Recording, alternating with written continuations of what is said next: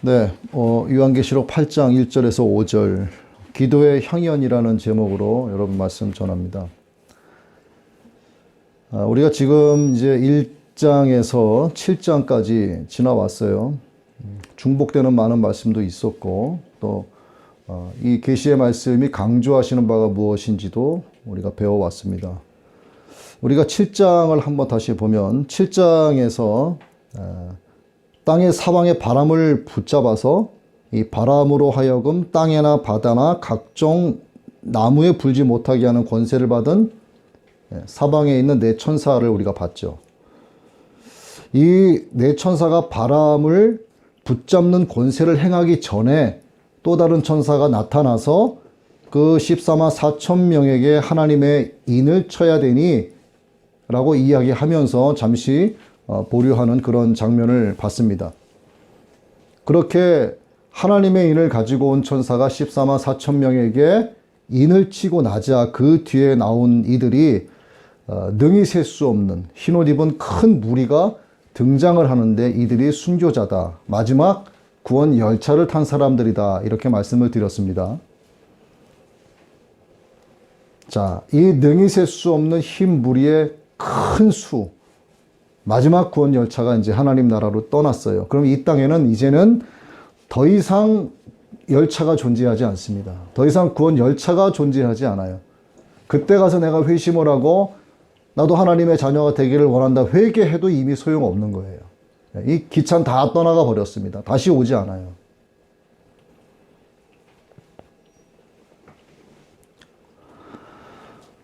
자, 이 땅에는 완전하게 아주 완전한 불신자들만 남아있는 상태죠. 완악하기가 이를 데 없습니다. 아주 하나님만을 아주 극적으로 대적하는 성경에 반하는 사람들만 땅에 남아있게 되는 거죠. 한마디로 이들은요 정말 미련한 자들입니다.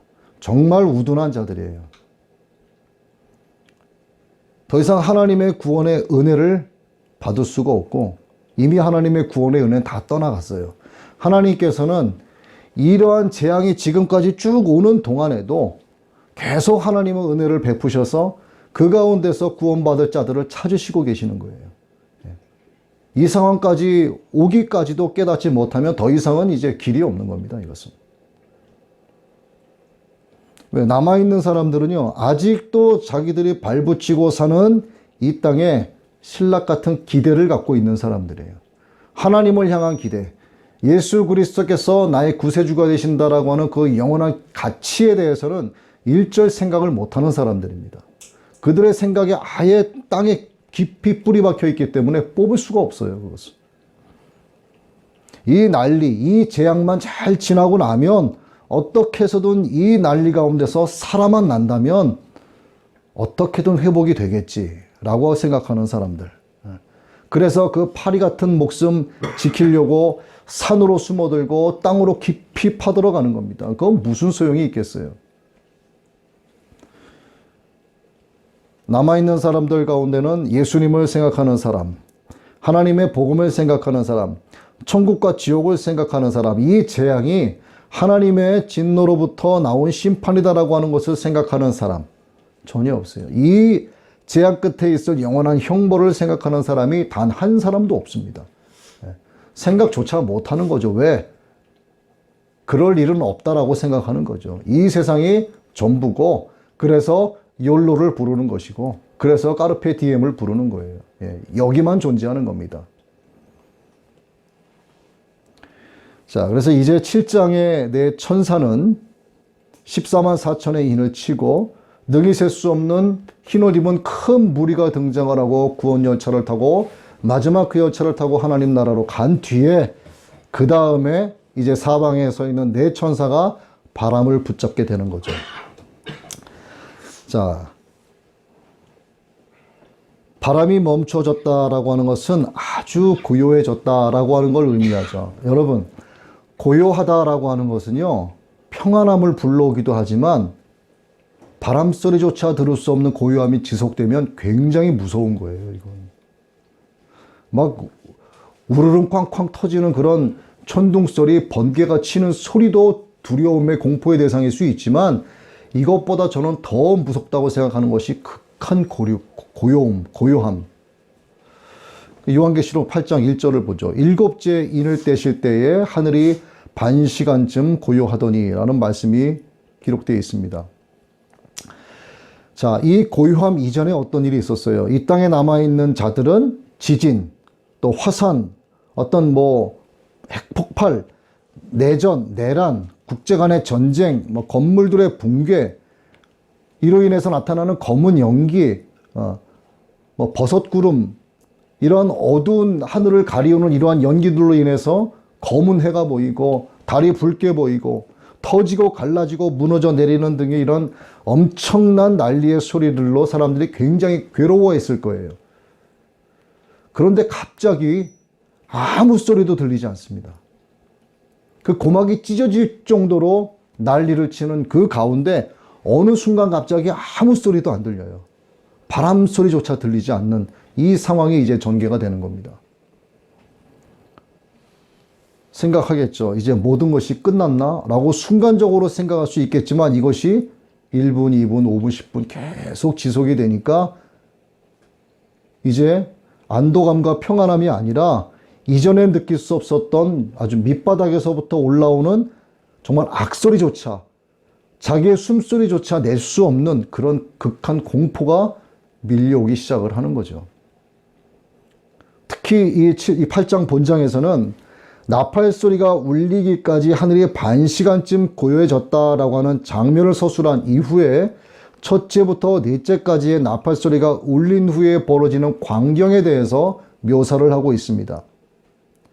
자, 아주 짧은 시간 동안 재앙이 유보되는 듯한 느낌을 갖게 하는 이 정막의 시간, 이게 새로운 환란을 알리는 정수기의 시간이 되고 또 두려움의 시간으로서 폭풍전야처럼 극도의 긴장감을 불러오는 그런 순간이 되는 거죠. 이 재앙을 겪고 있는 불신자들에게 있어서 고요해진 이 시간은 두려움을 증폭시키는 시간이 됩니다. 아주 피를 마르게 하는 그런 공포로 다가오게 되는 것이죠. 아마도 여러분 사형수를 보셨는지 모르겠지만 저는 TV에서나 드라마를 통해서 봤지 직접 본 적은 없어요. 사형수가 사형받기 직전 기다리는 그 찰나의 시간이 아닌가 싶어요. 이제 5분 뒤 10분이면은 자기의 목숨이 다른 사람들에 의해서 끊어지는 상황이 되는 거죠. 그 5분 10분의 시간이 얼마나 고통스러웠겠습니까? 근데 그 가운데서 하나님을 영접하고 찬송을 부르는 사람들은 이제 하나님을 만난다라고 하는 소망과 희망으로 가득한 시간이 되는 것이겠죠. 하지만 예수님을 모르고 내가 죽은 뒤에 내 영이 어디로 갈 것인가를 모르는 사람들은 굉장한 두려움에 휩싸일 것입니다. 이러한 공포가 아닌가 한번 생각을 해봤어요. 자, 이 반시간쯤 고요해졌다라고 하는 부분에 대해서 해석도 많고 또 여러 주석도 참 분분합니다. 그런데 성경이 말씀하지 않는 부분에 대해서 이것을 사람이 함부로 입을 열어서 자기 임의대로 해석을 해서는 안 돼요. 성경이 기록되지 않은 부분에 대한 하나님의 비밀로 감추어진 부분에 대해서는 하나님의 지혜를 구하면서 잠잠히 침묵을 지켜야 됩니다. 이에 대해서 성경이 기록을 하고 있어요. 하나님 임재 앞에 잠잠하라 이겁니다. 하박국서 2장 20절 오직 여호와는 그 성전에 계시니 온 땅은 그 앞에서 잠잠할지니라. 또 잠잠할 때에는 인내로 잠잠하라고 말씀하십니다. 시편 37편 7절 여호와 앞에 잠잠하고 참고 기다리라. 자기 길이 형통하며 악한 꾀를 이루는 자 때문에 불평하지 말지어다. 또 성경은 이렇게 잠잠한 자를 가리켜서 지혜로운 자다, 슬기로운 자다 이렇게 말씀하고 있습니다. 잠언 17장 28절 미련한 자라도 잠잠하면 지혜로운 자로 여겨지고 그의 입술을 닫으면 슬기로운 자로 여겨지느니라. 자, 이렇게 8장의 7번째 인은 일곱 나팔 재앙이라고 하는 새로운 국면의 지상 환난을 보여주고 또 7번째 인을 떼자 일곱 나팔의 심판이 나오고 또 일곱 나팔의 심판에서 하나님의 진노의 7 대접이 나오는 것은 하나님의 이 마지막 때에 최후의 환난을 맞게 되는 이 재앙이 점진적으로 확대되고 있다라고 하는 것을 나타내고 있습니다. 그래서 이제 이어서 2절 말씀을 보면 내가 보매 하나님 앞에 7 천사가 서 있어 7 나팔을 받았더라. 이제 나팔 재앙이 본격적으로 시작이 됩니다. 자, 2절에는 하나님 앞에 시위한 7 천사가 소개가 되고 있어요. 이 천사들을 한번 보죠. 이 천사들이 과연 누군가? 이 앞에서의 7 인은 어린 양께서 친히 떼셨는데 이 7 나팔과 7 대접은 천사들의 손에 쥐어졌습니다. 성경에서 7이라고 하는 숫자가 매우 중요하고 의미가 있다고 하는 것을 제가 익히 말씀드린 바가 있죠. 자, 스가랴 선지자는 환상 중에 숭금 등대 위에 7 등잔을 봅니다. 그때 천사가 이렇게 말해요. 이 7은 온 세상을 두루 행하는 여호와의 눈이다. 이렇게 이야기합니다. 그리고 계시록 1장 4절에서는 하나님의 보좌 앞에 7 영이 소개되고 있습니다. 그리고 1장 20절과 2장 1절에는 7 별이 나오고 3장 1절에는 하나님의 7 영과 7 별이 또 나옵니다. 그리고 5장 6절에는 7 뿔이 나오고 7 눈이 있으니 이것은 온 땅에 보내심을 받은 하나님의 7 영이다. 이렇게 소개하고 있어요. 7이라는 숫자가 구약에서 오늘에 이르기까지 계속 등장하고 있는 거예요. 완전수라고 하죠. 자, 이와 같은 맥락에서 우리는 7 천사를 한번 생각해 볼 필요가 있다 하는 겁니다. 자, 여기서 7 천사를 7 천사장이다 라고 견해를 밝히는 사람들도 있어요. 그러나 성경에는 미가엘만이 천사장으로 언급되어 있습니다. 이 가브리엘 천사도 미가엘을 군장 중에 하나다 이렇게 불렀죠. 자, 하나님 앞에서 시위한 천사들, 즉 하나님 앞에 서서 하나님을 모시고 호위한 천사는 가브리엘입니다. 이 가브리엘 천사는 성전에서 제사장의 직무를 행하고 있었던 사가랴에게 나타난 천사죠. 나는 하나님 앞에 섰는 가브리엘이며 라고 스가랴 선지자 앞에서 천사가 자기를 소개합니다. 너의 아내 엘리사벳이 아이를 낳을 것인데 그 아이 이름을 요한이라 부르라 이렇게 말하는 천사죠. 자, 이 가브리엘과 미가엘은 이렇게 하나님 앞에 서 있는 천사들입니다. 그리고 성경 말고 외경에 에녹서에 보면 6 천사의 이름이 기록되어 있어요. 그 이름을 보면은 라파엘이다, 미가엘, 또 가브리엘, 우리엘, 라쿠엘, 사라기엘 이렇게 6의 천사가 기록되어 있습니다. 이 외경의 에녹서에는 그들을 신성한 천사들이다 이렇게 부르고 있어요. 그렇다고 이 외경을 믿고 이거를 그대로 따르라 뭐 이런 차원에서 말씀을 드리는 것이 아니고 참고로 외경에 이렇게 기록이 돼 있다 하는 것을 말씀을 드리는 것이니까 참고만 하시면 됩니다. 자, 그리고 이 외경에 등장한 6번째 천사가 모두 하나님 앞에 서 있는가 이건 알 수가 없는 거죠. 왜냐하면 성경에 그렇게 기록이 안 돼 있잖아요. 그래도 알 수 있는 것 한 가지는 가브리엘 천사와 미가엘 천사가 하나님 앞에 서 있는 2 천사다라고 하는 사실은 틀림없는 거죠. 자, 그럼 나팔이 무엇인가? 나팔은 무엇인가가 시작되는 것을 알리는 거예요. 자, 새해의 시작을 알릴 때도 또 축제의 시작을 알릴 때도 심판의 시작을 알릴 때도 나팔을 봅니다. 전쟁이 시작을 될 때도 나팔을 울리고 나가죠. 또 안식일이나 제해를 알릴 때도 나팔을 봅니다. 정말 중요한 것이 있는데 왕의 출현을 알릴 때 바로 나팔을 불어요. 이제 주님의 출현이 얼마 남지 않았습니다. 예수 그리스도께서 만왕의 왕으로 다시 오시는 그날 온 천지에 거룩한 나팔 소리가 울려 퍼질 것입니다. 이 SNS 영상을 보시게 되면 이런 영상들이 있어요. 불가사의 한 건데 공중에서 하늘에서 어디서 나는 소리인지 그 근원을 알 수 없는데 저 하늘에서 나팔 소리가 계속 나는 거예요. 이게 이 나라에서도 나고 저 나라에서도 나고 저 나라에서 나고 저 나라에서도 나고 여러 나라 하늘에서 나팔 소리가 계속 나는 겁니다. 사람들이 걸음을 멈추고 수많은 사람들이 하늘을 쳐다보고 이게 무슨 소린가 하고 쳐다보는 그런 영상들이 많이 나와 있어요. 여러분 한번 검색을 해서 보세요.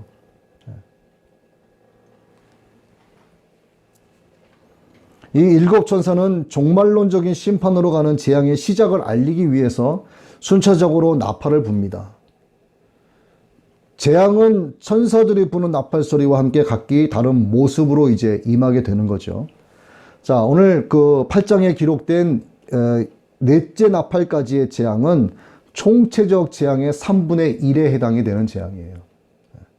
그리고 이 재앙을 입고 있는 이날의 모습은 바로 스바냐서에서 제시하고 있습니다. 자, 스바냐서의 말씀을 제가 읽어드릴게요. 1장 15절과 16절입니다. 그날은 분노의 날이요 환난과 고통의 날이요 황폐와 패망의 날이요 캄캄하고 어두운 날이요 구름과 흑암의 날이요 나팔을 불어 경고하며 견고한 성읍들을 치며 높은 망대를 치는 날이로다. 이렇게 오래전 스바냐서에 기록이 되어 있습니다. 자, 여기서 이 그날이라고 하는 것은요, 세 가지의 의미를 갖고 있어요. 그 의미를 한번 보죠. 첫째는 여호와의 큰 날을 가리키는데 로마에 의한 예루살렘의 멸망을 상징하고 있습니다. 두 번째는 마태복음 24장 29절에서 31절에 대한 사실적 모형으로 나타나고 있어요. 이 마태복음의 말씀을 제가 한번 읽어드릴게요. 24장 29절에서 31절까지입니다. 그날 환란 후에 즉시 해가 어두워지며 달이 빛을 내지 아니하며 별들이 하늘에서 떨어지며 하늘의 권능들이 흔들리리라. 그때 인자의 징조가 하늘에서 보이겠고 그때 땅의 모든 족속들이 통곡하며 그들이 인자가 구름을 타고 능력과 큰 영광으로 오는 것을 보리라. 그가 큰 나팔 소리와 함께 천사들을 보내리니 그들이 그의 택하신 자들을 하늘 이 끝에서 저 끝까지 사방에서 모으리라. 그리고 세 번째 오는 오늘 이 7장에 기록된 나팔 재앙의 실제적 가능성을 100%의 확률로 확증해주는 증거의 말씀이 되는 이게 세 번째죠. 하나님의 이 재앙을 확증해주는 말씀인 거예요. 그래서 성경의 계시는 기록된 성경으로 말미암아 확증되는 겁니다. 성경의 말씀을 사람의 생각으로 확증해서는 안 되는 거예요. 자, 이 100%의 확률로 이루어지게 될 그날의 재앙은 남아있는 자들에게는 정말 이루 말할 수 없는 두려운 날이 될 것입니다. 자칭 용사라고 불리우던 자들도 심히 애곡하고 두려워 떨게 되는 것이고 이 땅에서 권세를 잡고 영원히 살 것이다라고 큰소리 땅땅 치던 사람들도요 극심한 환난과 고통 가운데에서 이를 갈게 되는 겁니다. 구름과 흑암이 폭풍을 몰고 오는 법이기 때문에 어둠의 자식들로 살아간 사람들은 자기를 자기 스스로 영원한 형벌로 집어넣는 꼴이 되는 거예요. 이렇게 첫 번째 창조된 천지는 새하늘과 새 땅을 이루기 위해서 점진적으로 파괴되어 가는 겁니다. 이것이 하나님의 재앙이죠. 이 재앙이 일곱 인으로, 일곱 나팔로, 일곱 대접으로 계시록에서 표현되고 있는 것이죠. 그런데 이미 구원받은 하나님의 백성들을 보자고요. 이 광경을 바라보는 하나님의 백성들.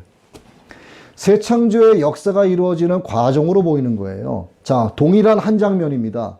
하나님의 재앙으로 보이는 그 한 장면이 하나님의 자녀들에게는 소망이 현실로 이루어져가는 새하늘과 새 땅을 향한 새 창조의 장면이 되는 거예요. 이 땅에 남아있는 마귀의 자식들에게는 영원한 형벌의 최후의 멸망으로 들어가는 장면이 되는 겁니다. 동일한 장면이지만 바라보고 느끼고 겪는 것은 다른 거예요. 이렇게 극명한 대비를 이루고 있습니다.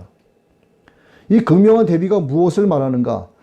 하나님을 향한 믿음은요, 절대 중간이라는 게 없다는 거예요. 뜨거운 믿음으로 예수 잘 믿고 아버지의 나라 가든가, 대충 믿던가, 아예 믿지 말던가, 딱 두 가지밖에 없어요. 교회 다니는 교인, 교회 다니는 교인은 예수 믿는 사람이다. 맞을까요? 틀릴까요? 틀린 거예요. 교회 다니는 교인을 예수 믿는 사람으로 정의할 수 없습니다. 절대로. 교회에서 직분을 받은 장로 권사들을 예수 믿는 사람이라고 정의할 수 없는 거예요. 말씀을 강론하고 선포하는 목사들도 예수 믿는 사람이라고 정의할 수 없어요. 종교인이라고는 말할 수 있을 겁니다. 예수 믿는 사람의 신앙생활이 예배자의 삶이 되어야 되는 것이고요. 예배자로 살아가는 사람들이 모여서 찬양과 경배를 올려드리고 말씀의 강론을 듣고 공동체를 이루는 예배당에서 예배가 진짜 예배자의 삶이고 그들이 바로 성도인 거예요. 그들이 진짜 예수 믿는 사람들입니다. 그래서 가짜가 아닌 진짜 예수 믿는 사람이 되어야 해요. 경건한 모양이 아닌 경건의 능력으로 나아가야 됩니다. 오늘 아침에 나간 큐티 말씀이 뭐예요? 경건의 능력으로 예배하는 자가 되어야 한다는 겁니다. 하나님은 예수 그리스도를 통해서 우리로 하여금 소망을 바라볼 수 있는 기회를 누구에게나 공평하게 다 주셨어요. 다. 그 기회를 붙잡아야 돼요. 그 기회가 뭡니까? 예수 믿는 거예요. 예수 믿는 거. 이 땅의 교회는 경건의 능력으로 예배자가 되어서 살아가는 성도들은 거룩한 구원의 기회를 붙잡은 자들이죠. 이 붙잡았으면은 놓치지 말아야 돼요. 꽉 붙잡아야 됩니다. 근데 이걸 꽉 붙잡고 있으면은 힘이 빠집니까? 안 빠집니까? 안 빠져요? 붙잡고 있으면 힘 빠지잖아요, 이게. 이 힘을 보충해 줘야 돼요. 이 보충이 뭔가? 바로 기도예요, 기도. 힘을 지속적으로 공급해 주는 것이 바로 기도다라고 하는 거. 자, 이 기도를 생각을 하시고 3절, 4절 말씀을 봅니다. 또 다른 천사가 와서 제단 곁에 서서 금향로를 가지고 많은 향을 받았으니 이는 모든 성도의 기도와 합하여 보좌 앞 금제단에 드리고자 함이라. 향연이 성도의 기도와 함께 천사의 손으로부터 하나님 앞으로 올라가는지라. 3절에 소개된 금향로와 금제단은 하나님께서 이스라엘 백성의 예배를 받으시기 위해서 하늘의 제단의 모양을 보여주셔서 모세로 하여금 만들게 하신 거예요. 이것이 이미 구약에 기록이 되어 있지 않습니까? 자, 출애굽기 쪽의 말씀을 보죠. 출애굽기 30장에는 하나님께서 모세에게 하나님께 분향할 단을 만들게 하신 내용이 자세하게 기록되어 있습니다. 자, 정금으로 만든 분향 금단, 이것은 속죄소의 맞은편, 그러니까 증거궤 앞에 있는 장 밖에 두고 그 속죄소에서 하나님은 제사장과 만나셨어요. 대제사장과 만나셨습니다. 아론은 아침과 저녁에 향기로운 향을 살려서 여호와 앞에 향이 끊어지지 않게 했습니다. 제사장은 1년에 한 번 언약궤가 있는 지성소에 들어가서 속죄제를 드리게 하셨는데 이때 향로를 들고 들어갔어요. 향로. 출애굽기 30장 10절 말씀입니다. 아론이 1년에 한 번씩 이 향단 뿔을 위하여 속죄하되 속죄제의 피로 1년에 한 번씩 대대로 속죄하지니라. 이 제단은 여호와께 지극히 거룩하니라. 자, 금향로의 금제단은 예배를 받으시기 위함이에요. 그 예배는 바로 속죄제입니다. 자, 금향로의 모든 성도의 기도를 담았다라고 하는 것은 그 그들이 회개의 기도로 말미암아 어린 양의 피로 죄 씻음을 받았다라고 하는 것을 의미하는 거예요. 우리의 죄를 도말하시는 하나님의 용서의 은혜가 임하게 되었다라고 하는 것을 이어서 의미하고 있는 겁니다. 자, 제단에 관한 내용은 계시록에서 여러 번 언급이 되어 있는데 먼저 6장 9절은 그 제단 아래라는 말씀이 나와요. 제단 아래. 그리고 9장 13절에는 하나님의 앞 금단이 나오고 네 뿔에서 한 음성이 나서라고 기록이 되어 있습니다. 그리고 계시록 14장 18절에는 불을 다스리는 다른 천사가 제단으로부터 나와 해서 이 제단이라는 단어가 여러 번 등장을 하고 있어요. 계속해서 16장 7절에도 또 내가 들으니 제단이 말하기를, 이 제단이 계속 나오고 있습니다.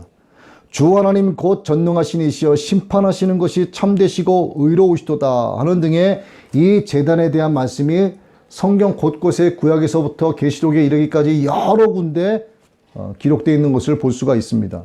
여기서 알 수 있는 것은 대환란 중에 구원받은 영혼들이 제단 밑에 있다는 것을 의미하고 이 제단은 하나님의 심판을 상징한다라고 하는 거예요.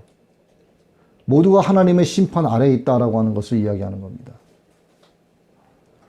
자, 먼저 한 천사는 제단 곁에 서서 가지고 온 금향로에 많은 향을 담았다라고 그래요.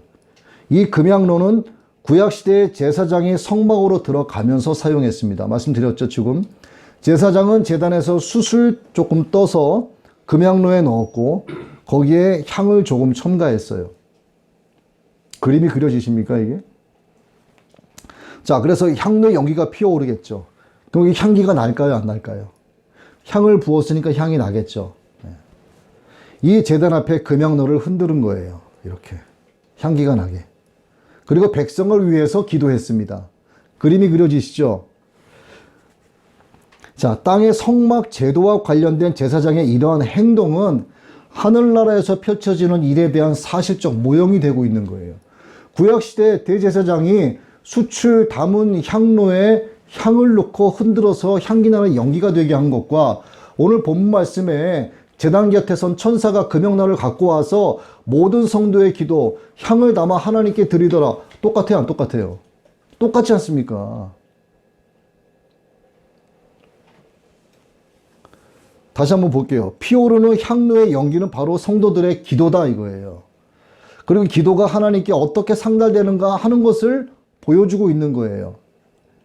자, 이스라엘의 성소를 두고 한번 말씀을 드립니다. 그러면 자, 성전의 성소에는 생명의 떡인 예수님을 의미하는 떡상이 오른쪽에 있어요. 예수님을 의미하는 떡상이 오른쪽에 있고 왼쪽에는 성령을 의미하는 금촛대가 있습니다.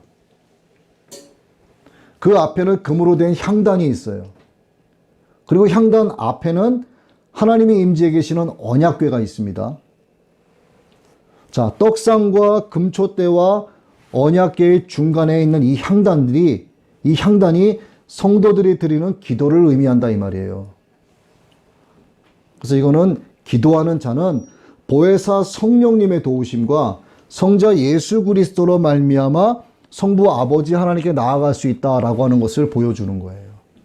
성도들의 기도는요, 성부 하나님과 성자 예수 그리스도와 성령 하나님 사이에 있다 이 말입니다. 이것이 향이 돼서 하나님께 드려지게 된다. 구약시대에는 제사장이 향로에 숯을 담고 향을 부어서 흔들어서 향기나는 연기가 되게 했고 그때 제사장이 기도했고 바깥에서도 백성들도 기도했어요.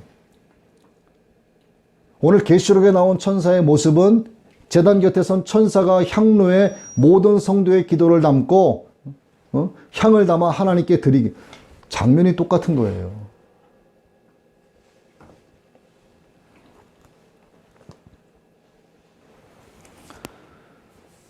자, 그리고 이 향단을 보면은 향단에는요 4개의 뿔이 달려 있습니다.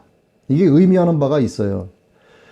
4개의 뿔이 달려 있다라고 하는 것은 이 기도가 뿔과 같은 힘이 있다라고 하는 것을 의미하는 겁니다. 제사장은 이곳에서 향불을 피웠죠. 제사장이 피우는 금향로의 연기가 하늘로 올라감과 동시에 백성도 성소 밖에서 기도했다라고 조금 전 말씀드렸잖아요. 이 모든 기도가 금향로의 향기나는 연기를 타고 하늘로 올라간다. 그거예요. 이처럼 하늘에도 성소와 같은 금향로가 있다 하는 겁니다. 천사가 그 향로를 지상에서 올라온 기도의 향을 받습니다. 천사 앞에는 금제단이 있고 하나님의 보좌가 있습니다. 우리의 기도가 향기와 함께 올라가면 그것을 천사가 받아서 하나님께 드린다. 쭉 연결되시죠?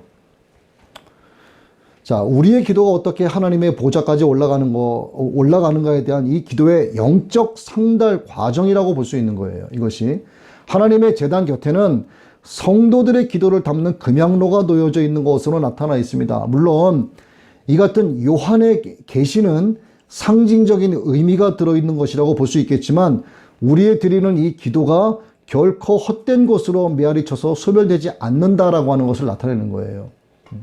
우리의 기도를 하나님께서 하나도 놓치지 않고 들으신다라고 하는 사실을 이 말씀을 통해서 오늘 우리에게 가르쳐 주시는 겁니다. 하나님께서는 우리의 기도를 소중히 여기시고 들으시죠. 하나님의 제단 곁에 있는 금향로에 담겨진 성도들의 기도는 그 누구도 소멸할 수 없습니다. 그 어떤 것으로도 소멸될 수 없어요. 그래서 여러분은 기도하는 성도가 되셔야 합니다. 그 3절 말씀을 또 보면 금향로에는 2종류의 기도가 들어있는 것으로 나와 있습니다. 하나는 이미 금향로에 많은 향을 받은 그 향이고요. 또 다른 하나는 금향로에 들어있는 많은 향과 함께 금향로에 담겨지는 모든 성도들의 기도예요. 그러니까 2가지죠, 이것이. 이 향은 5장 8절에서도 기도라고 밝혀주고 있습니다. 자, 책을 취하심에 네 생물과 24 장로들이 어린 양 앞에서 엎드려 각각 검은 고와 향이 가득한 금대접을 가졌으니 이 향은 성도들의 기도들이라. 자, 이것에 대해서 견해가 여러 가지가 있는데 그 견해 중에서 3가지 견해만 좀 말씀을 드립니다. 자, 먼저 금향로에 담겨진 기도에 대해서 주님의 중보의 기도다라고 하는 견해가 있어요. 주님의 중보. 이것이 어떻게 보면 가장 성경적이라고도 볼 수 있습니다.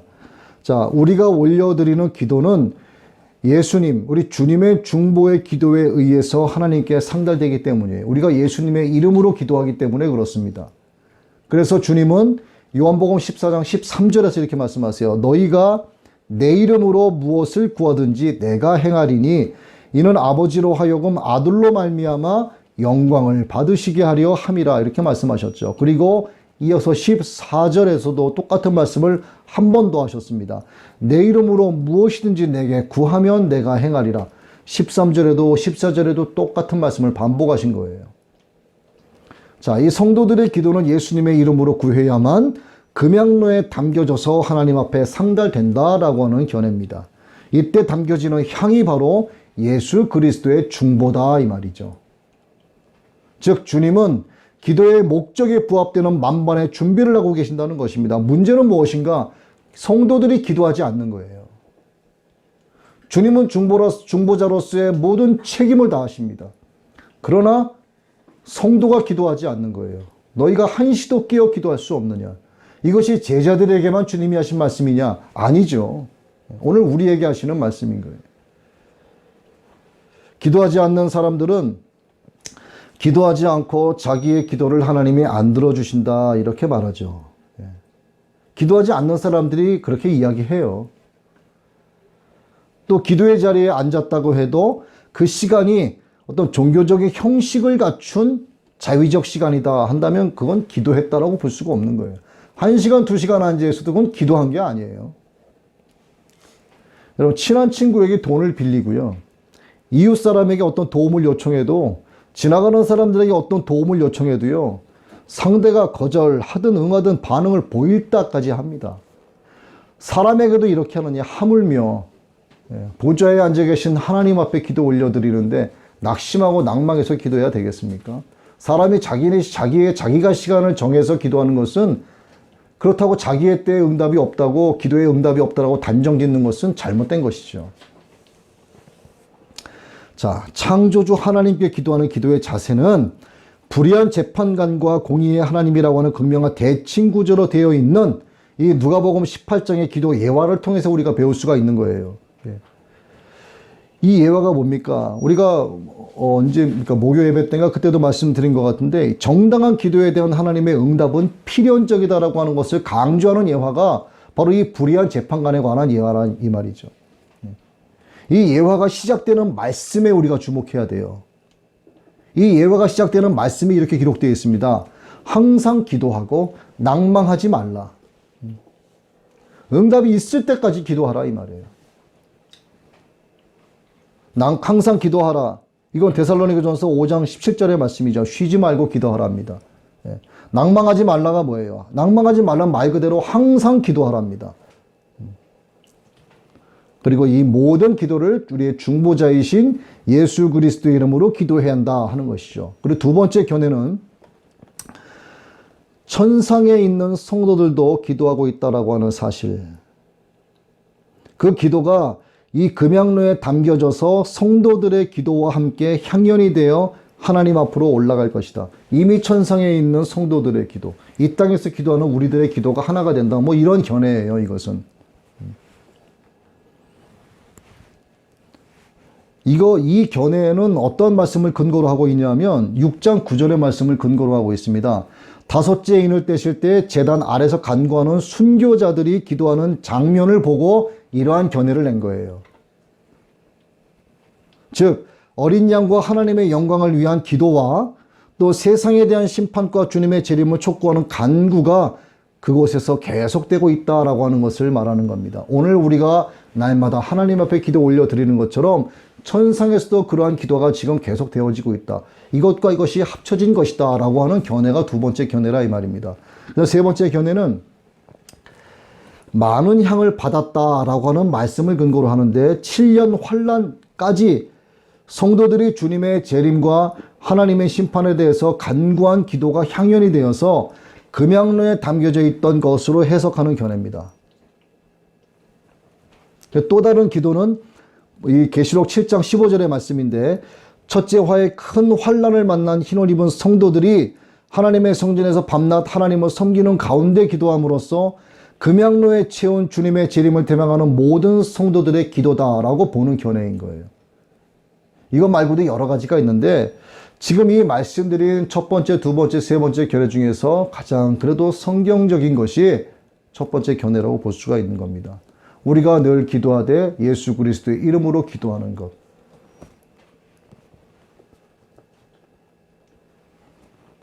자, 이렇게 여러 견해가 있지만 어떤 견해에 집중하느냐, 이것이 중요한 것이 아니에요. 문제는 내가 기도하는 자로 살아야 되는 겁니다. 내 기도를 하나님께서 듣고 계신다라거나 사실을 믿는 믿음으로 성령의 도우심을 구하면서 예수 그리스도의 이름으로 기도하는 생활을 끊임없이 해라. 낭망하지 말고 해라. 항상 해라. 쉬지 말고 해라가 돼야 되는 거예요. 여러분, 첫 번째나 두 번째나 세 번째나 견해의 같은 공통점이 뭔지 아세요? 성도의 기도는 반드시 돼야 된다라고 하는 거예요. 예? 이 땅에서의 성도는 반드시 기도해야 된다. 여기에 첫 번째 견해가 예수 그리스도의 이름으로 견해. 두 번째 견해가 천상에 있는 성도들의 견해. 세 번째, 이미 많은 기도의 향이 담겨져 있는 그 향. 결국 공통점이 뭐예요? 성도는 기도해야 된다 이 말입니다. 그러니까 어떤 견해에 나는 이 견해가 맞아, 이걸 생각하시라는 게 아니에요.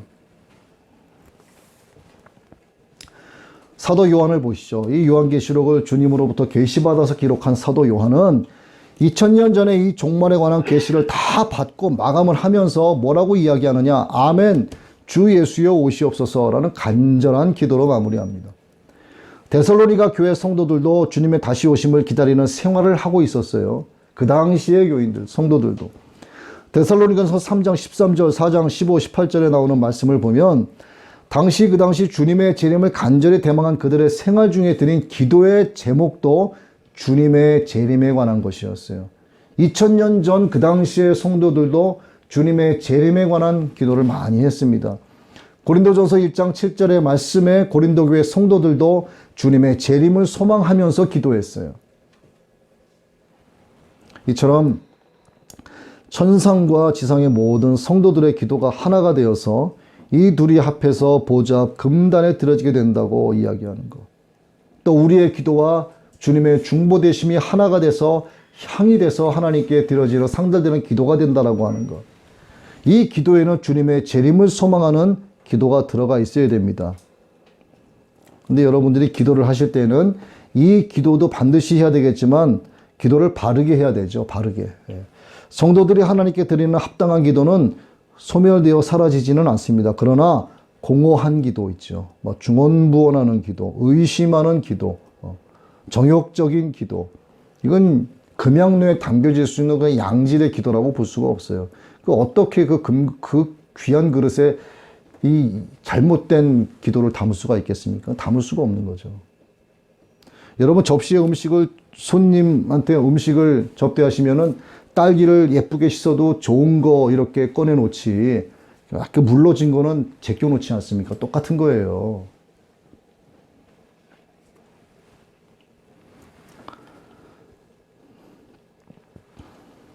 자, 이제 마지막 5절을 봅니다. 천사가 향로를 가지고 제단에 불을 담아다가 땅에 쏟음에 우레와 음성과 번개와 지진이 나더라.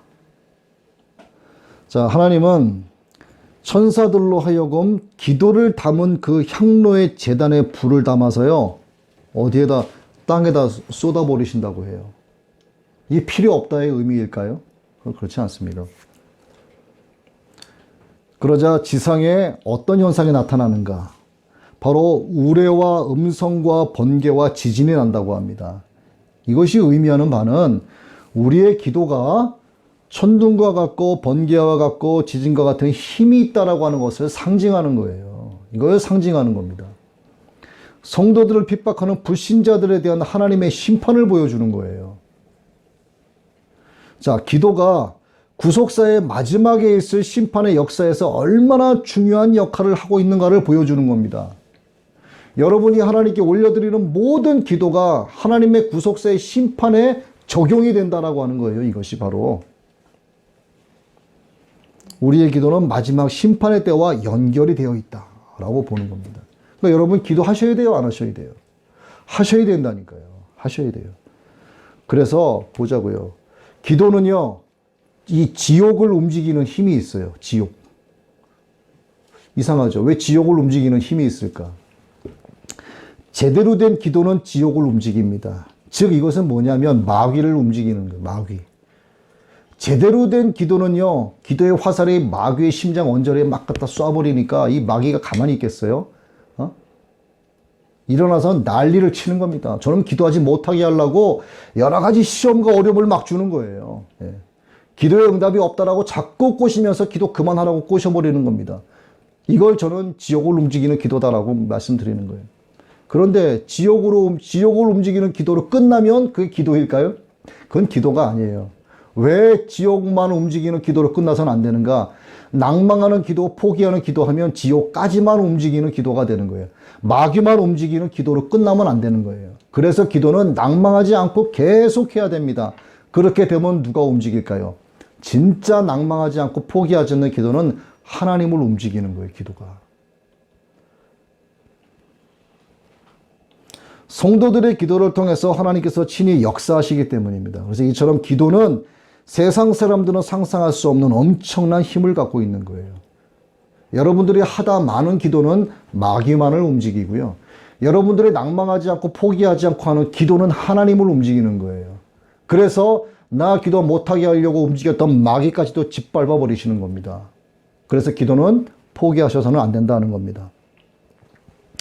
자, 이처럼 하나님은 우리에게 약속하신 영광의 승리, 영적 세계의 실제를 상징하는 이 모형을 기도하는 교회, 곧 기도하는 성도들을 통해서 나타내고 계십니다.